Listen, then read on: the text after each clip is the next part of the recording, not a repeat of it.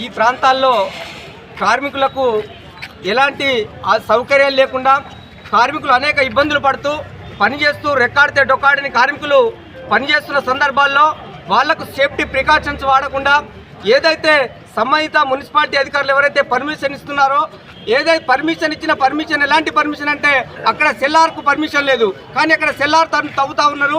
Cellar తవ్వుతున్న సందర్భంలో ఏదైతే అక్కడున్న కాంట్రాక్ట్ కానివ్వండి, అక్కడున్న ఇంజనీరింగ్ కానివ్వండి, ఏదైతే ఈ కార్మికులను తీసుకొచ్చిన కార్మికులు తీసుకొచ్చిన యాజమాన్యం ఎవరైతే ఉన్నారో వాళ్ళ నిర్లక్ష్యం వల్లనే ఈరోజు అక్కడ కార్మికులు చనిపోయినని మేము చెప్తా ఉన్నాం.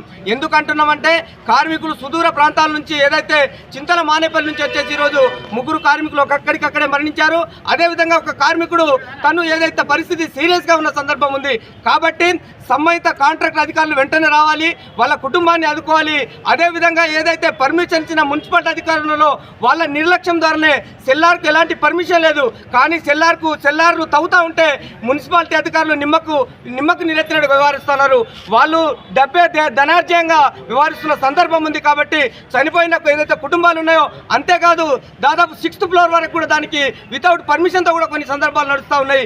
అట్లా ఏదైతే చనిపోయిన కార్మికులు ఉన్నారో ప్రతి కార్మికుడి కుటుంబానికి ఒకరికి ఉద్యోగం ఇవ్వాలని, ఒక్కొక్కరికి ₹1 కోటి ఎక్స్గ్రేషియా చెల్లించే విధంగా సంబంధిత అధికారులు కానివ్వండి, అదేవిధంగా కలెక్టర్ కానివ్వండి తక్షణమే చర్యలు చేపట్టాలని, ఏదైతే దానికి సంబంధించిన కాంట్రాక్ట్ ఉన్నారో తనపైన వెంటనే క్రిమినల్ కేసు పెట్టి జైలుకు పంపించాలని మేము IFTUగా CPIML న్యూ డెమోక్రసీ పార్టీగా డిమాండ్ చేస్తూ ఉన్నాం.